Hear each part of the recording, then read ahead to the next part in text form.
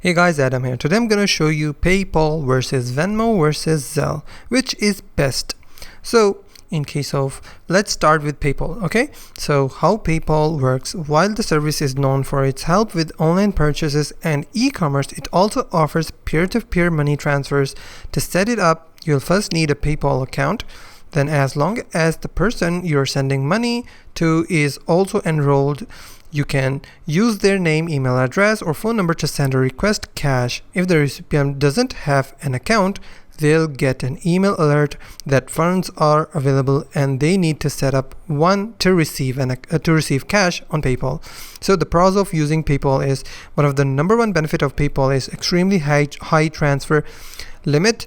You can send up to $60,000 in a single transaction. Some limits may apply depending on your currency and account status, but that's a significant amount.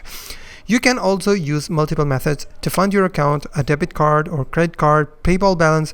Cash sits in your account until you transfer it to your bank. And a PayPal credit line offered by PayPal. Security features abound, including account monitoring and encryption. And funds can be sent internationally for a fee varies based on the country.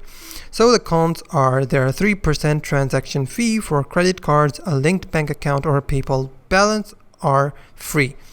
And transferring money from PayPal to your bank account can take up to 5 business days. If you want the funds to go to your account immediately, you have to pay a fee of 1%. Maximum fee is $10. You can also only cancel a PayPal transaction if it's yet to be completed or /claimed. Sending limit is $60,000. Let's hop over to the Venmo and how Venmo works. Just like PayPal, both the senders and the recipient need to have Venmo accounts, but primary difference is that Venmo is phone only, allowing you to text cash, so to speak, simply by searching for recipient's username, phone, or email. There's also a social element.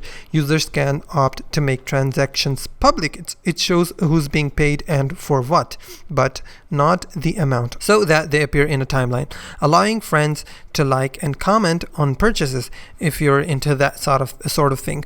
So the pros of using Venmo is that a nice to have, similar to PayPal, is the fact that you can hold a balance in your Venmo account, which you in turn tap into the send cash or transfer to your checking or saving account. If you don't have a balance or funds are drawn from your linked bank account.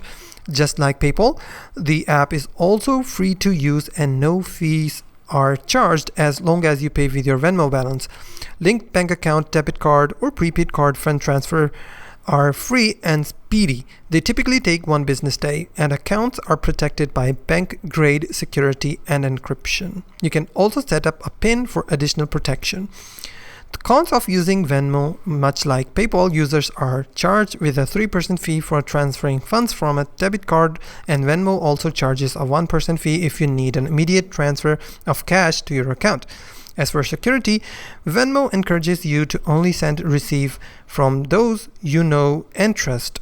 And if you accidentally pay to the wrong person, you may be hard-pressed to get that money back. Venmo can also reverse purchases with explicit permission from the recipient. Finally, Venmo doesn't offer international transaction at this time, and that's the biggest con of Venmo. In case of Zelle, how Zelle works: this app mobile banking features allow you to send money using cell phone numbers or email addresses as long as participants have a US bank account. So it is also a con, I think.